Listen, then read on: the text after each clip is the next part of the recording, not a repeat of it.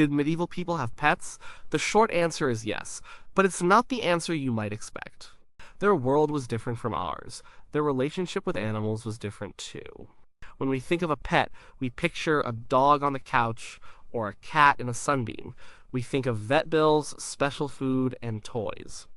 We think of an animal whose only job is to be a companion. That idea was rare in the Middle Ages. For most people, it was a luxury they could not understand or afford. Life was hard. Every living thing, human or animal, had a purpose. A dog had to earn its keep by herding sheep or guarding a home. A cat had to hunt mice to protect the grain stores. A horse had to pull a plow. An animal that didn't work was just another mouth to feed. And food was often scarce. The idea of feeding an animal that gave nothing back was strange. It was wasteful. So the line between a working animal and a companion was blurry. It was a fuzzy gray area. A shepherd might depend on his dog for his livelihood, but that doesn't mean he didn't love the dog. A farmer's wife might value her cat for its mousing skills, but she might also give it a name and a saucer of milk by the fire. Affection grew from usefulness. The animal was part of the household, a member of the working family unit. It was a bond forged in shared hardship and daily routine. This wasn't true for everyone, of course. The Middle Ages was a world of deep social divides. A peasant's life had nothing in common with a queen's, and their relationships with animals reflected that. For the rich, the powerful, and the noble, things were very different. A lady in a castle didn't need a dog to guard her sheep. She could afford a dog simply for its company. She could have a small fluffy animal to sit on her lap. A king could own a falcon that did nothing but hunt for sport. These animals were symbols of status. They were beautiful objects, signs of wealth and leisure. They were much closer to our modern idea of a pet. So to understand pets in the medieval world, we have to look at two different stories. One is the story of the wealthy, with their lapdogs, caged birds, and even exotic monkeys. Their world is the one we see most often in paintings and poems. The other story is that of the common person. The farmer, the miller, the blacksmith. Their animals worked alongside them. They were tools, partners, and sometimes friends. The affection was real, but it was born from a life of practicality. It was a quiet, unspoken bond that existed in the spaces between work. We can't just apply our own modern ideas to their time. We have to meet them where they were. We have to understand their struggles and their values. The need for companionship is an old human feeling. It's always been there, but how people expressed it and toward which animals changed with their circumstances. The story of medieval pets is not a simple one. It's a story about survival, status, and the quiet, complicated love that can grow between people and the animals they live with. It's a story of how, even in a harsh and demanding world, people found ways to connect with the creatures around them. For the nobility and the very wealthy in the Middle Ages, an animal could be much more than a worker. It could be a plaything, a status symbol, or a beloved friend. In the drafty stone castles and grand manor houses of Europe, a whole different world of pet keeping existed. These were not the hard-working farm dogs and mousing cats of the peasantry.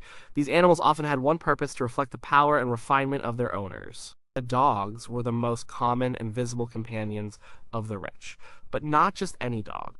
Nobility had specific breeds for specific tasks, and many of these tasks were about leisure, not survival.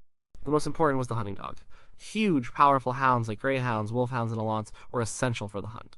The hunt was more than a way to get food. It was a social event, a form of military training, and a demonstration of a lord's control over his land. A nobleman's pack of hounds was a sign of his wealth. These dogs were valuable. They were expertly trained, well-fed, and cared for by a staff of servants. A good hunting dog could be a source of immense pride. Knights and lords were often buried with stone effigies of their favorite hounds at their feet, a symbol of loyalty that followed them even in death. But there was another kind of dog in the castle, one that never saw a hunt. This was the lapdog. Small breeds, often called sleeve dogs because they were tiny enough to be carried in the large sleeves of a lady's gown, were popular companions. They were bred for their size and temperament. Their only job was to be cute, to be petted, and to provide warmth. In cold stone rooms, a small warm dog was a living hot water bottle. We see them everywhere in portraits and manuscript illustrations.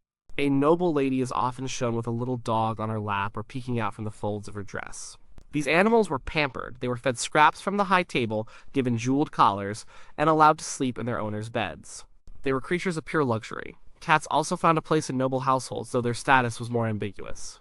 They were still valued for catching mice, a problem in any large building with food stores. but they were also seen as graceful and elegant companions, particularly for women. Unlike dogs, which were associated with the masculine world of the hunt, cats were linked to the domestic sphere. They were quieter, more self-contained. A cat sitting by the hearth was a sign of a peaceful, well-run home. Beyond dogs and cats, the truly wealthy sought out more exotic pets to show off. Birds were very popular. Songbirds like linnets and goldfinches were kept in ornate cages, their songs filling the halls.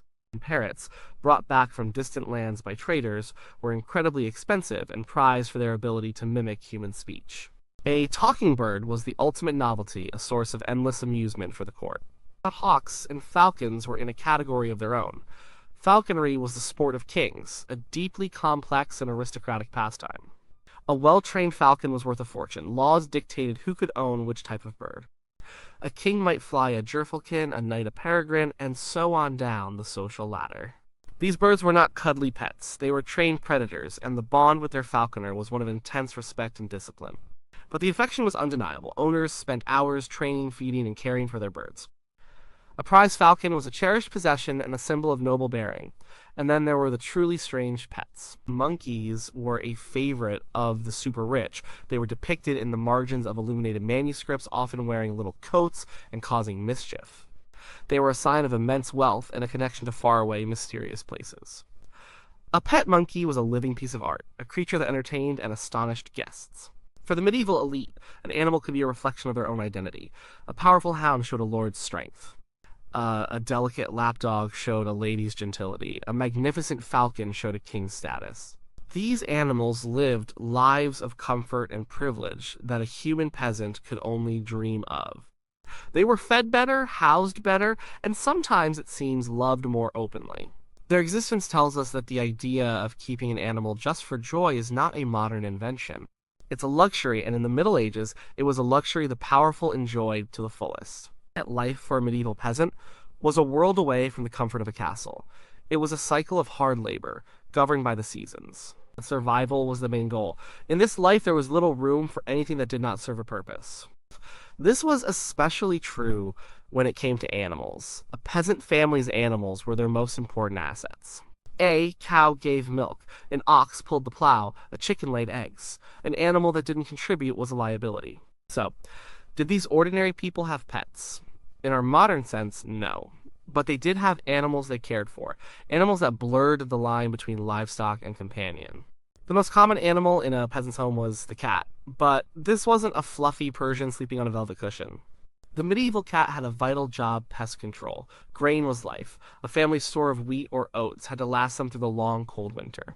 Mice and rats could destroy that store in a matter of weeks, leading to starvation. A good cat, a skilled mouser, was therefore one of the most valuable things a poor family could have.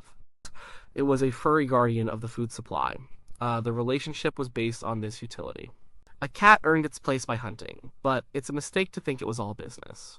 A cat that lived in the house, that curled up by the fire on a cold night, that rubbed against the legs of the children, became part of the family. It would be given a name. It might be fed a bit of milk or a fish head, a small reward for its work. This wasn't pampering, it was practical. A well-fed cat is a better hunter. Yet, in these small acts of care, an emotional bond formed. The cat was not just a tool, it was a familiar presence, a small, warm life in a simple, often crowded, one-room home. Dogs were also a common sight in villages and on farms. Like cats, they had to work. A peasant couldn't afford a pampered lapdog. Their dogs were mutts, sturdy, and adaptable. They had jobs to do. A dog might help a shepherd control his flock, a creature of intelligence and instinct that was essential to the shepherd's livelihood. It might guard the cottage at night, its bark a warning against thieves or predators. Some smaller dogs were even put to work in the kitchen, running in a wheel to turn a roasting spit. The bond between a working dog and its owner could be incredibly strong. A shepherd and his dog spent every day together, in all kinds of weather. They developed a silent understanding, a partnership built on trust and mutual dependence. The dog wasn't just a tool, it was a partner. It was fed, it was given shelter, and it was cared for when sick or injured, not just because it was valuable, but because a connection had formed.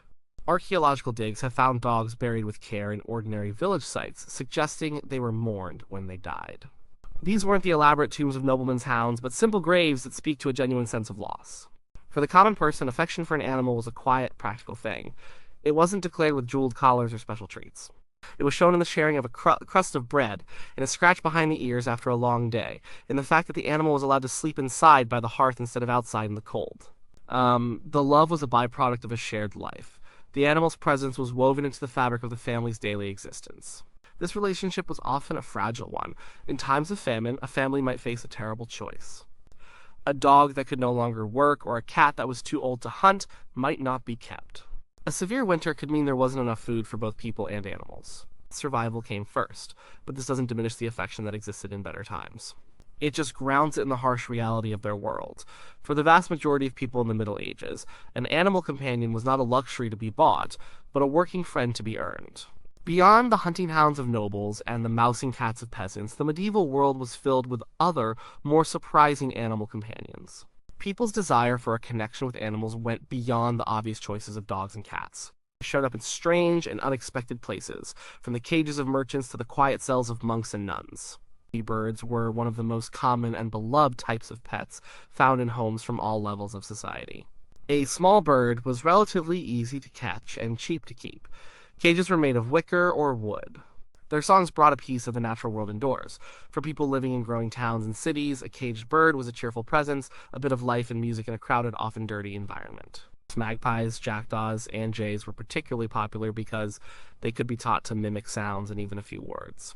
They were a source of entertainment and wonder. Chaucer, in his Canterbury Tales, writes of a cage for a nightingale in a student's room and a talking popinjay in a merchant's house. These weren't just background details, they were reflections of a common practice. A more unusual pet, especially for noble ladies, was the squirrel. We see them in portraits and manuscript illustrations, often perched on a lady's arm or secured by a delicate chain and collar. A squirrel was a symbol of gentility and domesticity. It was small, soft, and playful. Unlike a dog, it was an exotic little piece of the wild, tamed and brought into the home. Keeping a squirrel required patience and care, qualities that were admired in a noble woman.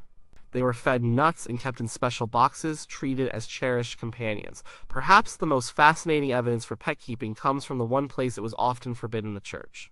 Monks, nuns, and other religious figures were supposed to renounce all worldly attachments. This included pets. A pet was seen as a distraction from prayer and a form of vanity. It diverted affection that should be directed toward God. Yet, we know from church records and rulebooks that this was a rule that was constantly being broken. Bishops and abbots wrote letters complaining about nuns who kept dogs, cats, and even monkeys in their convents. They argued that these animals were messy, noisy, and inappropriate for a life of religious devotion. The very fact that these prohibitions had to be repeated over and over again shows how common the practice was. The desire for a small living creature to care for was a powerful one, even for those who had dedicated their lives to God. One of the most famous examples is the Anchoring Wiss, a 13th century guide written for anchoresses, women who chose to live a life of solitary prayer, sealed in a small room attached to a church. The guide is very strict about forsaking worldly pleasures, but it makes one exception. An anchoress, it says, must not possess any beast, except only a cat. The author understood that in a life of extreme isolation, the quiet company of a cat was not a frivolous distraction, but a comfort, a small anchor to the living world. The cat was also a practical choice. It would keep the cell free of mice. Here again, we see that blend of practicality and companionship. Even saints were associated with animals. St. Francis of Assisi is famous for his love of all creatures, but many other saints had their animal companions in stories and legends. St. Jerome was said to have pulled a thorn from a lion's paw, and the lion became his loyal friend. St. Roch was often depicted with a dog that licked his sores and brought him bread. These stories resonated with people.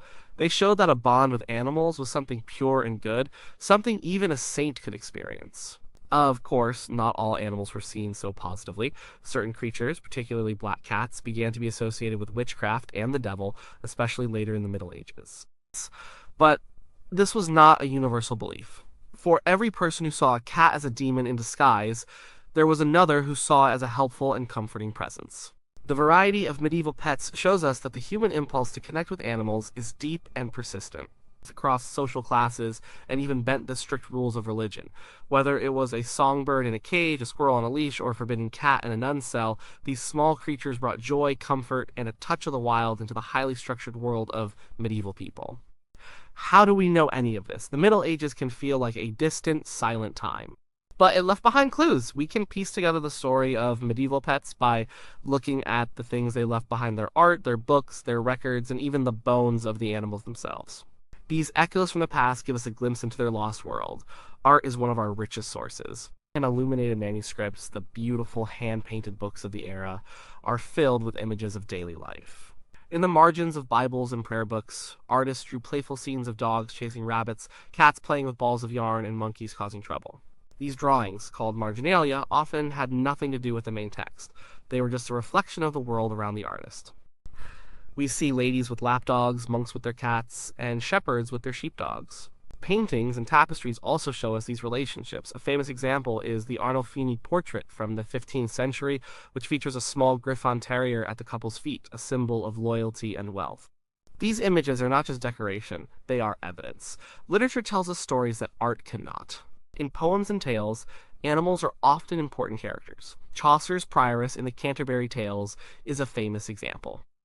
He describes her as so tender-hearted that she would weep if she saw a mouse caught in a trap. She had several small dogs that she fed with roasted flesh, milk, and fine bread. Chaucer gently pokes fun at her for this, suggesting her affection for her pets is more worldly than a nun's should be. But in doing so, he gives us a perfect snapshot of a pampered pet. In chivalric romances, brave knights are often accompanied by loyal hounds or faithful horses who are treated as trusted companions, not just animals. These stories show us the emotional bonds people imagined and valued between humans and animals. Written records of a more practical kind also offer clues. Household account books from castles and manors sometimes list expenses for animals. We can find entries for buying a cage for a parrot, a silver collar for a dog, or special food for a lady's menagerie.